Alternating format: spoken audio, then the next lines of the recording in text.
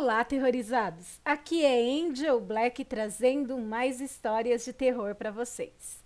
Antes de prosseguirmos com o vídeo, eu quero falar com você aí que ainda não é inscrito, você que não conhece o meu trabalho, para pedir que você considere assistir o vídeo, se você gostar, aí você se inscreve no canal, deixa o seu like. Compartilhe esse vídeo com mais pessoas. Ative as notificações do canal caso você queira continuar a receber notificações de vídeo do canal. E se você não gostar também, não tem problemas. Compartilhe com os seus inimigos e de quebra você já se vinga deles. E agora vamos de história sobrenatural? A Loba Negra da Bahia. Uma jornada de dor, poder e renascimento. Ah, detalhe, gente, não deixem as crianças e nem pessoas de alto grau de sensibilidade ouvirem as histórias, tá bom? E agora vamos prosseguir aqui. Em uma tarde como qualquer outra de verão, o sol beijava a pele de Alicia, enquanto os seus pés descalços afundavam na areia morna da Bahia. Aos 14 anos, o horizonte do mar era o limite para os seus sonhos, e o riso das ondas, a melodia de sua despreocupação. Mas a inocência, como um castelo de areia, ruiu com a chegada de um estranho, deixando em seu corpo e em sua alma cicatrizes invisíveis, profundas e duradouras. O lar que devia ser o seu porto seguro tornou-se palco de uma incompreensão cruel. As palavras ásperas de sua mãe e o olhar gélido do padrasto foram como punhais, abrindo feridas que a agressão inicial não causara. A incredulidade diante de sua dor, a acusação injusta de ter procurado por isso. As palavras ecoavam em sua mente como uma maldição. A gravidez precoce, fruto daquela violência, selou seu destino. Expulsa de sua casa, carregando em seu ventre a prova de seu sofrimento, Alicia vagou por estradas poeirentas, o futuro incerto, como a sombra que a seguia. A noite a engoliu em sua escuridão mais impiedosa. Uma tempestade torrencial desabou, lavando a poeira da estrada, mas encharcando sua alma de desespero. O frio cortava fundo e Alicia sentia o peso do bebê em seu ventre, como um lembrete constante de sua vulnerabilidade e de sua esperança. Ela cambaleou, buscando um abrigo que o mundo parecia negar-lhe. Horas se arrastaram sob chuva incessante. A exaustão a dominava e a cada passo sentia o corpo do filho ainda não nascido pesar mais e mais. Então, as dores lancinantes começaram Em meio à fúria da tempestade, sozinha e desamparada, Alicia deu à luz. O choro frágil de seu bebê era um som diminuto, lutando contra o rugido dos trovões. Ela o apertou contra o peito, tentando aquecê-lo com o próprio corpo encharcado e trêmulo. Mas o frio era implacável e a fragilidade da vida recém-chegada não resistiu à brutalidade da noite. Aos poucos, o choro cessou. Foi substituído por um silêncio gélido e aterrador. Nos braços de Alicia, o pequeno corpo enfraqueceu, a vida esvaindo-se como a água da chuva que escorria por seu rosto. A dor da perda se somou à dor da violência, dilacerando seu ser. Exausta e em prantos, Alicia encontrou refúgio em uma humilde morada. Um casal de negros, já com os rostos marcados pela vida e olhos que transmitiam uma sabedoria ancestral. Esse casal a acolheu com uma gentileza que ela havia se esquecido que existia. Eles não questionaram, apenas cuidaram, oferecendo calor e palavras de conforto. Em meio ao luto, compartilharam com ela uma antiga oração sussurrada de geração em geração, um escudo espiritual contra a maldade.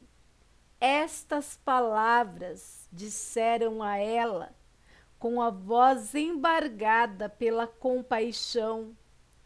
Essas palavras são um chamado à força que reside em você, que elas a protejam e lembre-na que a sua dor não será em vão. Alicia guardou a oração em seu coração como um tesouro, como uma promessa tênue em meio à escuridão. Ela buscou reconstruir a sua vida, encontrando trabalho em uma casa rica. Por um breve momento, ela vislumbrou a possibilidade de um recomeço, mas a sombra da exploração a alcançou novamente. O patrão, embriagado pelo poder, repetiu o ciclo de abuso, e a esposa, consumida pela inveja e pela raiva, a expulsou da casa sem piedade, ecoando as mesmas palavras cruéis do passado. Você deve ter procurado por isso. Você deve tê-lo provocado. Desiludida e com a fé abalada, Alicia recitou a oração antiga, as palavras ressoando no vazio da noite, mas nada aconteceu. A proteção prometida parecia ilusória, um consolo vazio diante da brutalidade do mundo. A necessidade de sobreviver a levou a caminhos sombrios. Sem oportunidades, ela começou a trabalhar como PG, vendendo prazeres. Uma escolha que lhe custava a dignidade, mas lhe garantia o sustento. Nesse submundo, ela encontrou clientes que a viam apenas como um objeto, mas também aqueles que, por instantes, reconheciam a mulher por trás da fachada. Ela aprendeu a ler os olhares, a sentir a intenção por trás das palavras.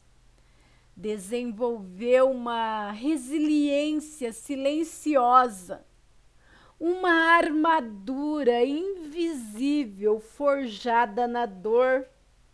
E então a besta adormecida despertou. Em uma noite fatídica, um cliente tentou subjugá-la pela força, desrespeitando os limites que ela, com tanto custo, havia estabelecido. A raiva reprimida por anos de sofrimento e humilhação explodiu. Explodiu como um vulcão. Uma dor lancinante percorreu o seu corpo.